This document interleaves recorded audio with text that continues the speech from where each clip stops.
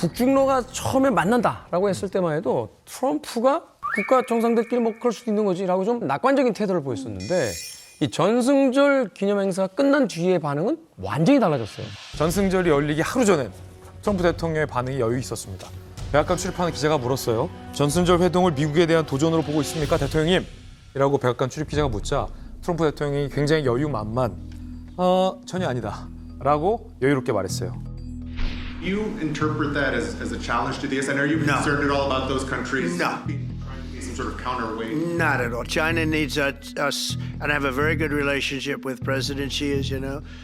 But China needs us much more than we need them. 라면서 굉장히 여유 넘치는 발언을 했어요. 그리고 우리 미국 중심의 어떤 국제 질서하에서는 중국은 작은 나라다 라는 기존 자신감이 있었던 거죠. 그런데 9월 3일 전승절이 딱 펼쳐지고 나서 트럼프 대통령의 반응이 달라졌습니다. 뭐라고 했냐면 미국에 대항할 작당 모의를 하는 동안 블라디미르 푸틴과 김정은에게 나의 가장 따뜻한 안부 인사를 전해달라.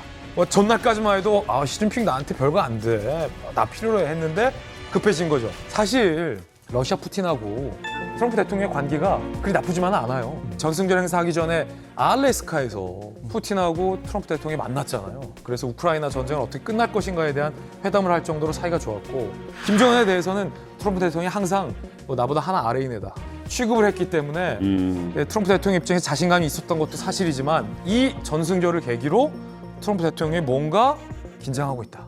그것만큼 분명한 거예요. 트럼프 형님, 이 짭정님도 이제 살 길을 좀 살아야 되지 않겠습니까?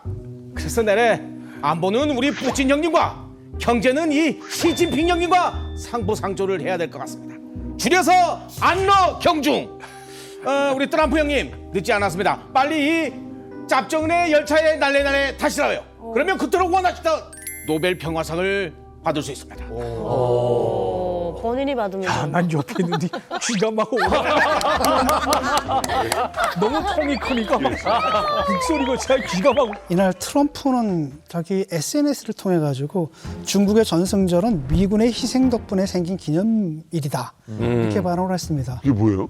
사실 맞는 말이긴 맞는 하죠. 말이죠. 네. 왜냐하면 당시에 2차 대전 때 중국군의 역할은 그렇게 강하지가 않았거든요. 사실상 상하이까지 다 점령당하고 있었던 상태고 그때 또 그 일본군과 싸웠던 그 주체도 그 공산당이 아니라 장개석이었거든요. 그래서 승전국 명단에는 장개석이에요 원래는. 그다음에 사실 일본을 갖다 결정적으로 사격한 게 태평양 전쟁에서 피비린내 나는 싸움 아니었습니까? 거기서 미국이 희생을 해가지고 일본을 항복시켰고 그 덕분에 중국 대륙에서의 그 전쟁도 끝난 거 아니겠습니까?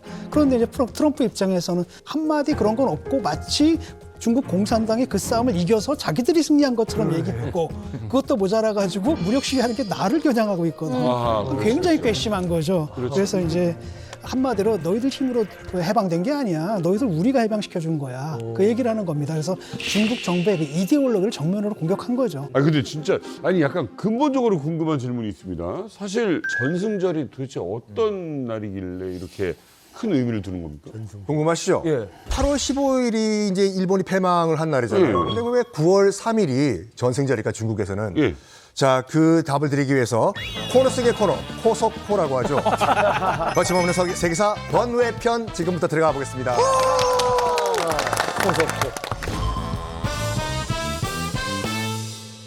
자, 중국 전승절 간단하게 말해가지고 2차 대전 승전 기념일이란 말이에요. 당시 연합국 소속이었던 국가들이 이제 독일과 일본과 싸워서 이긴 날들을 다 이제 전승절로 축하를 해요. 러시아는 놀랍게도 5월 9일이에요. 그리고 중국은 9월 3일입니다. 우리나라는 8월 15일이 광복절이고 다 달라요 이게요. 똑같이 2차 대전 이 종전 기념일인데 왜 날짜는 다른 거예요? 그렇죠. 왜 이게 날짜가 다른가? 일단은 그 역사적으로 봤을 때 유럽을 한번 봅시다. 1945년 4월에 히틀러가 스스로 목숨을 끊은 다음에 바로 독일이 패망한 게 아니에요. 끝까지 잔당들이 버티다가 1945년 5월 8일 날 공식적으로 나치 독일이 항복을 해요. 그래서 유럽 국가들은 이제 5월 8일을 이제 그 이른바 승전일로 기념을 하는데 근데 시차 때문에 모스크바는 5월 9일이었어요. 유럽은 5월 8일인데. 그래서 소련과 현재 러시아죠. 러시아의 승전 기념일은 5월 9일입니다. 그러니까 우리나라는 이제 그 당시 일본이 패망을 선언했던 8월 15일을 광복절로 하고 있죠. 그런데 중국은 왜 9월 3일일까? 9월 3일이면 8.15보다도 약 보름 정도 늦어요. 지난 후죠. 늦어요. 거의 20일 가깝게 뒤인데. 2차 세계대전과 태평양 대전은 약간 다른 성격의 전쟁이죠. 태평양 전쟁은 거의 이제 미국과 일본이 싸운 전쟁이기 때문에 이 태평양 전쟁의 마지막 공식 종전은 1945년 9월 2일 날 도쿄 앞바다에 정박되어 있는 미주리호 선상에서 메가더 장군과 일본 측이 올라와서 여기서 우리 일본은 패망했습니다라고 공식 사인을 해요. 당시에 지금 시게미스 마모루라고 이제 외무 대신에 사인을 했는데 다리를 절어요. 왜냐하면 다리가 의족이에요. 왜요? 한쪽 다리가 없어요. 왜냐? 아시다시피 1932년 4월 29일 상하이 홍푸공원에서 윤봉길 일사가 의거를 했죠. 물통폭탄. 그때 단상 위에 있었던 중국 상하이 총영사가 시계미에서 맞물었어요. 그때 다친 거예요? 그때 다리를 다쳐가지고 치료를 하다가 치료 실패해가지고 다리를 자르고 의족을 합니다. 그래서 이걸 당시에 미국이 어마무시하게 이 장면을 그 홍보를 해요. 어떤 식으로 홍보하냐면 다리를 절잖아요. 신체에 불편하신 분들을 비하하는 게 아니라 당시 미국 정부가 봐라. 패전한 일본은 절름발이 국가다. 라는 걸 강조하기 위해서 저 장면을 계속 돌려요. 근데 저 자리에 연합국의 대표들도 다 한 9개 국가의 그 대표들이 와 있었거든요. 저기에 중국 대표도 있었어요. 중국도 연합군이었기 때문에. 그래서 메가더 장군이 사인하고 두 번째로 중국 대표가 사인을 합니다. 왜요? 그런데 중국은 그걸 만족을 못해요.